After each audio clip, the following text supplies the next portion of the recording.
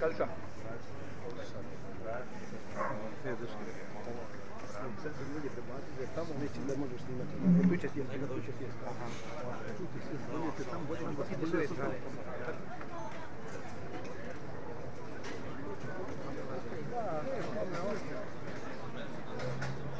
Još malo samo. Samo tu je strane. Moram proći.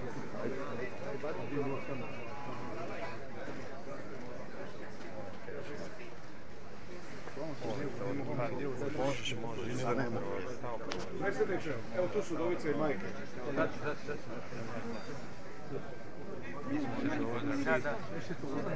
Bude.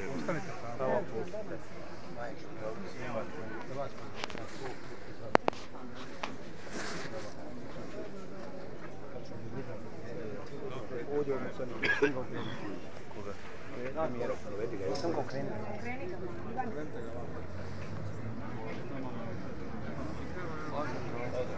Vićeš.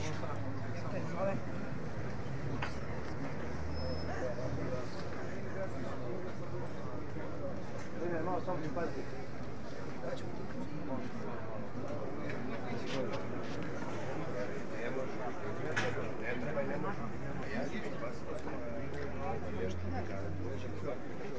Gospođo, vi danas tiše malo. Da ne budete svaki dan, onaj, to je moj prijatelj. Da. Danas je već predsjednik, onda je to. Pusti samo novinare, vi se maknete.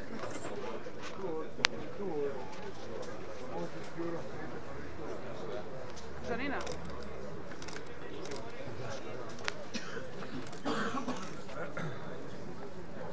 Evo ga.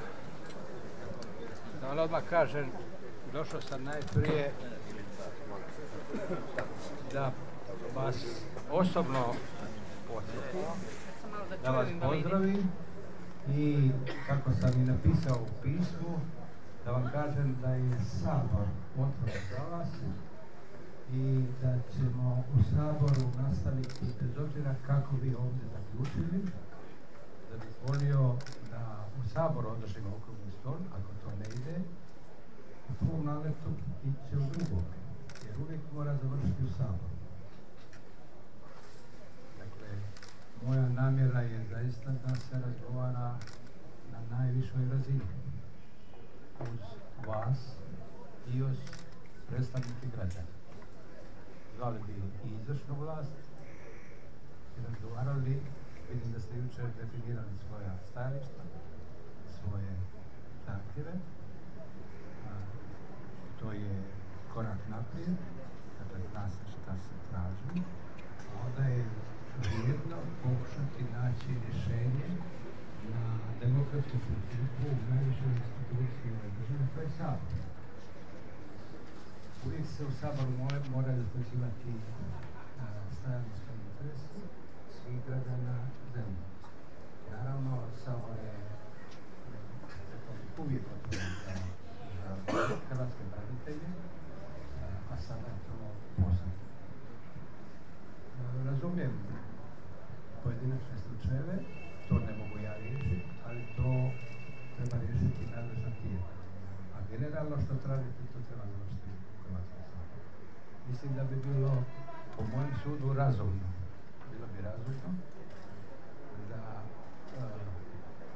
se rasprava o pravima branitelja, bilo strahovima, bilo realnim problemima, raspravlja u institucijama. Najbolje mjesto je Hrvatski sabor. Najbolje mjesto je Hrvatski sabor. Nažalost, čuo sam da su opet neki, ovo nije baš uvjetno, ni za zdrave ljude. Da su otišli u bolnicu, mislim da treba voditi brigu i onima koji teško mogu izdržati ovakve uvjete. Mislim da bilo po meni primjereno da se organizirate kako bismo vodili raspravu konkretno, kako bi se približili rješenjima. To je moja želja, moja dobra namjera. Ja sa svoje strane ne mogu i ne smijem zastupati Sabor. Mogu samo buditi dobre usluge i kraju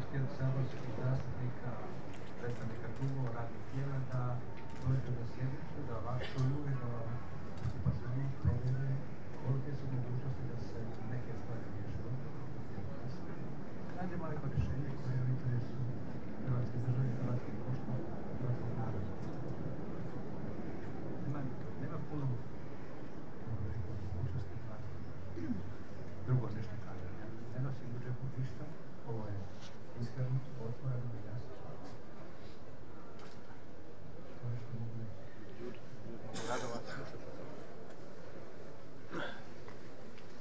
Evo, prije svega, gospodine predsjedniče, hvala na posjeti. Vi ste jedan od onih koji ima razumijevanja više za ovu populaciju nekih drugih. Zahvaljujem što ste bili na prvoj konvenciji hrvatskih branitelja. Mi smo tamo neke naše prijedloge iznijeli, međutim u međuvremenu nije došlo do nikakvog pomaka. Na ove vaše riječi koje ste iznijeli mogu vam jednostavno odgovoriti s obzirom da su ovdje.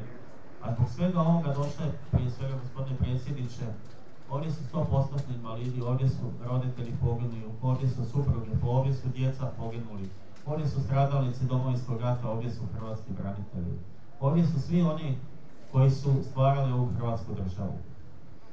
Nažalost, događa se u posljednje vrijeme sve češće, ali to je sustavno, nije to sad počelo prije 2 godine, sustavno je to godinama već, da se pokušava u stranu goriti oni koji su stvarali ovu Hrvatsku, da se pokušava nekim ideologijama iz prošlosti prebaciti na hrvatske branitelje, međutim mi na to nećemo pristati. Ideologija je ostala u prošlosti, danas postoji Domovinski rat kao temelj Hrvatske države, danas postoji ona hrvatska svetinja, a to su oni koji su dali živote za Hrvatsku državu.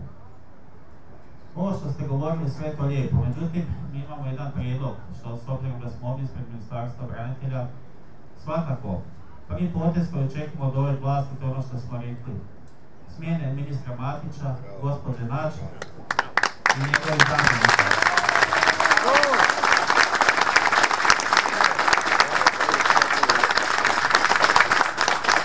Ljubavno poštovanje vama, predsjedniku Josipoviću. Nakon ove 3 smjene spremni smo razgovarati u našem ministarstvu, Ministarstvu branitelja, a nakon toga sve rješavati u Hrvatskom saboru. Bravo, Đuro! Bravo, Đuro! Mislimo da je to jedini put da pronađemo odgovarajuće rješenje zbog svega ovoga što se ovdje, zbog svih ovih ljudi, nažalost zbog naše Nevenke Topalušić i zbog ovih naših ljudi koji su danas završili u bolnici. Prvi potez bi ipak, mislim, trebao biti na vama, a to je ono što smo tražili. Kada ove 3 osobe iz Ministarstva branitelja više ne budu ovdje, spremni smo razgovarati u ministarstvu, a naravno sve ostalo nastaviti u Hrvatskom saboru gdje trebamo rješavati sva naša pitanja. Bravo. Bravo. Bravo.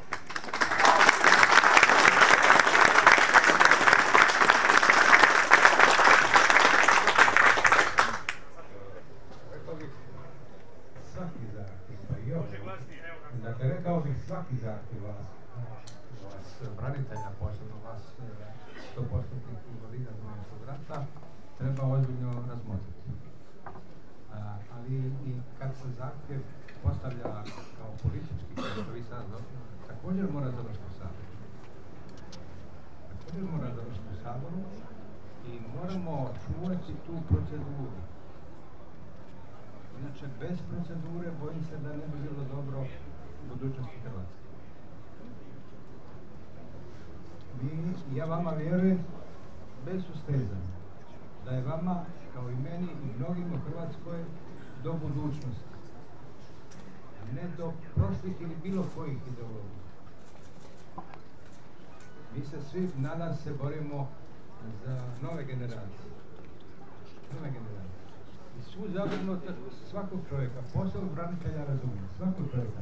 Naravno da Hrvatskoj dugo ne ide kako bi branitelji i mnogi građani Hrvatske. Mi jesmo u krizi dužice, ali to ne znači da ne možemo i ne moramo rješavati bilo pojedinačne zahtjeve, bilo grupne zahtjeve i tražiti rješenja. Ali rješenja moramo tražiti na demokratskim osnovama. Bez toga bojim se da je korak naprijed.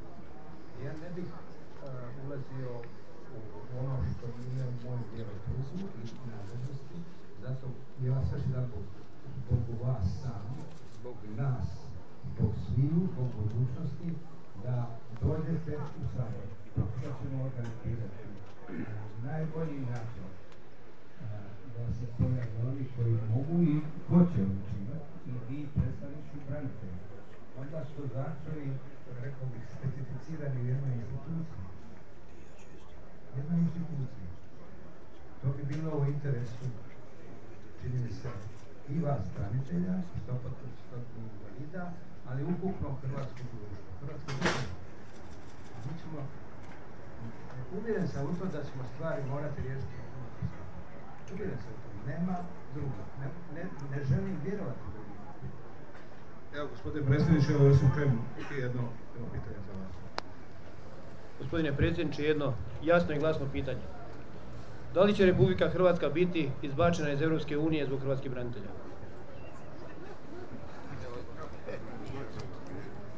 Ja mislim da neće, uvjeren sam da neće, ne znam da li uopće postoji institut izbacivanja, to zbog toga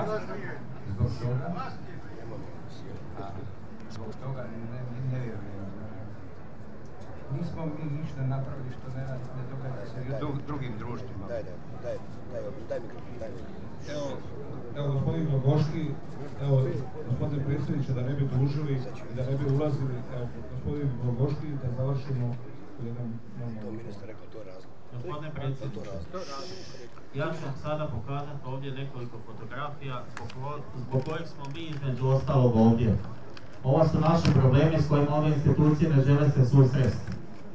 Ovi ljudi nam umiru, gospodine predsjedniče. Nismo mi bez razloga tražili smjene ovih ljudi ovdje. Nismo sigurni. Ja vas molim lijepo, s obzirom da je na institucijama sada da napravi prvi korak. Evo, ja vas molim kao predsjednika Hrvatskog sabora, učinite prvi korak.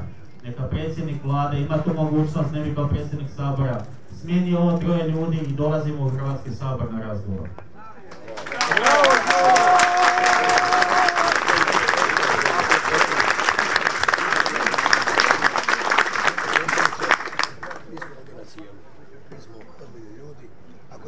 Molim vas, predsjedniče, ako je funkcija vrijednija od sekunde zdravlja ovih ljudi, onda to jasno recite. Dobro. Ja sam čuo vaše zahtjeve. Ministar je izjavio to, Bože moj.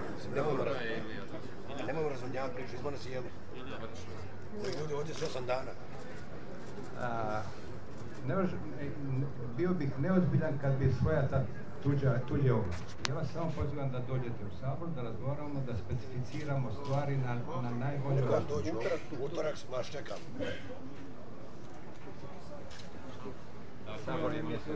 Gospodine predsjedniče, vam zahvaljujem što ste nas posjetili.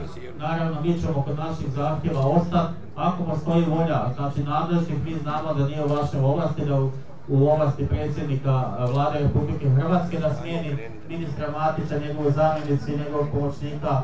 Na njima je, znači, sada prvi korak. Mi smo čekali do četvrtka, nitko se nije očitovao, a nažalost, reću vam iskreno ovo.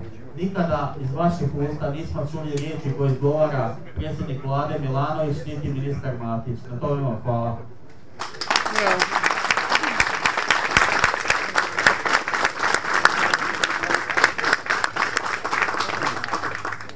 Lijepo je to čuti, ali vrlo važno je da mi riješimo stvar na demokratski način. Ja vam opet kažem, to je vrlo važno.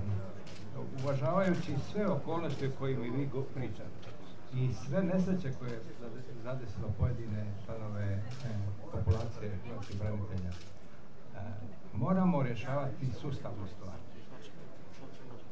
Moramo sustavno rješavati. Mi ćemo čekati ovo. Gospodine predsjedniče. Evo, sad malo, ja molim gospođe, ne. Ja bih sada zamolio medije ako mogu da napuste šator. Ajmo, idemo.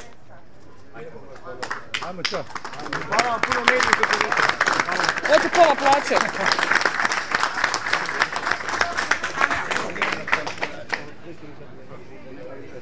Čekajte. To je naše. To je naše.